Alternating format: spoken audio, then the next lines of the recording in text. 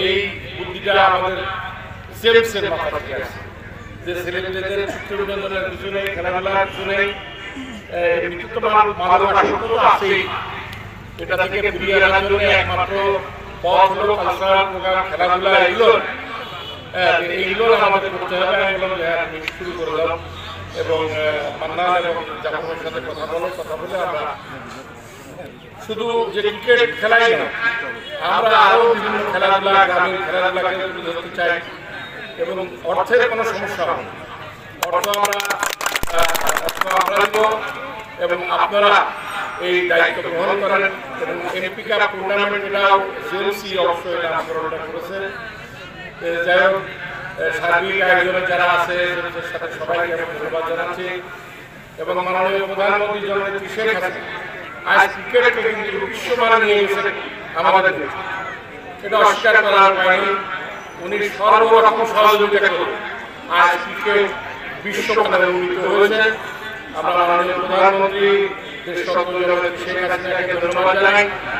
সাথে সাথে আপনারা সবাই সহযোগিতা করবেন। আপনাদের সবার কাছে আমার অনুরোধ, আপনারা সবাই এই খেলাটাকে সহযোগিতা করবেন এবং একটা ভালো প্রাইজ বানিয়ে আমরা এখানে রেখেছি।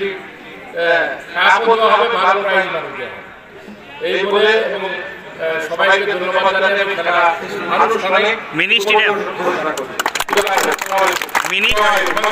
স্টেডিয়ামের ঘোষণা আমার মান্নান যে প্রস্তাব করেছে মিনি স্টেডিয়াম, অবশ্যই এটা আমি এক সপ্তাহের ভিতর আপনাদের সার্বিক আমরা খুব দ্রুতই করে বলতে পারবো। মানে আমরা খুব দ্রুতই এর একটা রেজাল্ট দিতে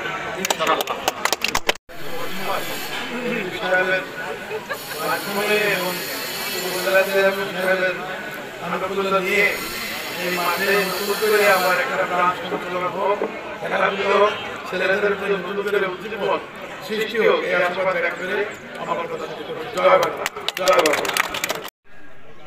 যে আগ্রহ প্রকাশ করেছেন আমাদের মাননীয় সংসদ সদস্য, সেই আগ্রহকে তাদের সেই চেতনাকে ধরে রাখার জন্য গোয়ালখালীর মানুষকে আরো ক্রিকেট মনে করার জন্য উনি সহযোগিতা দিয়েছেন। উনি তার সমস্ত কিছু দিয়ে ক্রিকেটকে সামনের দিকে এগিয়ে নেওয়ার জন্য সবাইকে উদ্বুদ্ধ করেছেন। তারই ফলশ্রুতিতে আজকে এমপি কাপ টি-20 ক্রিকেট টুর্নামেন্ট 2024